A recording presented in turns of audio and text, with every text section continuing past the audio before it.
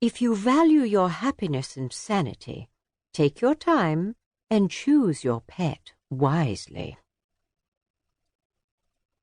It was a lovely funeral for Fluffy, the best pet I ever had. I was pleased by the turnout at the mansion.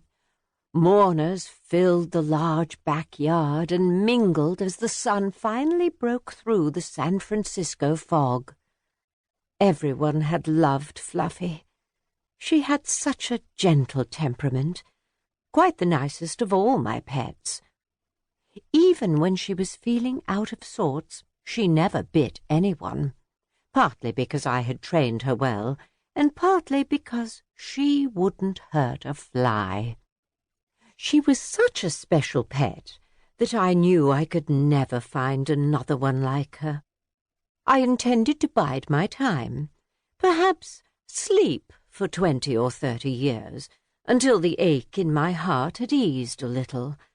Even then, I wasn't sure when I would get another pet. But Winnie didn't give me any choice. Just 2 days after the funeral, she stomped into my lair. Without any warning, I heard a key scraping against the lock. Then the door jerked open. The little creature stepped inside. She was the scrawniest of specimens, dressed all in black. Her very curly every-which-way hair was light brown. Putting a fist on her hip, she studied me, her glance flicking from the tip of my tail to my glorious head. "Are you really a dragon?" She sounded disappointed. "Don't be rude," I snapped. "And how did you get the key?"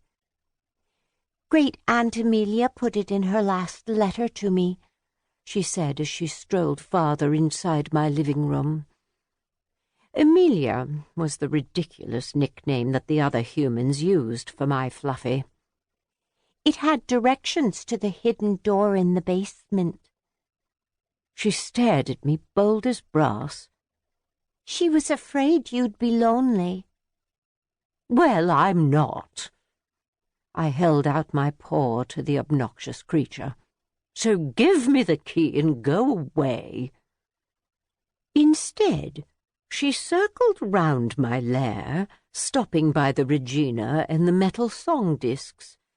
She looked curiously at the large box, which was some 2 feet on each side. Delicate wooden inlays created lovely pictures of coral and shells on its lid, front and sides. "What's this?" "A music box," I said. It had been a gift from Fluffy's grandfather, Sebastian, who had been fun when he was young, but had become terribly boring when he grew older. Still, he had never been stingy, and the music box had been only one of many expensive presents. She pivoted slowly. "I thought a dragon's den would be different." "I dare you to show me a nicer one," I sniffed. She waved her hand at the floor in disappointment. "I figured you'd have gold and jewels lying around in piles, not a carpet and a sofa." "Have you ever tried sleeping on gold?" I asked. Then I answered my own question because I knew she didn't know.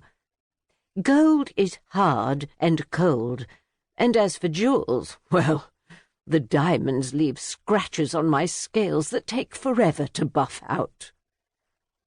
If this fussy little thing had had any manners, she would have stifled her curiosity, but she was obviously quite feral. She motioned to the red velvet drapes with the tassels of gold wire. "Okay, then why do you need curtains? You're underground." Crossing the room quickly, her shoes tracking dirt all over the best Baccara wool woven by a master weaver, she jerked a drape back to reveal the painting before I could stop her. "Huh," she said, surprised, and then leaned forward to examine it closer. "What's this doing here?"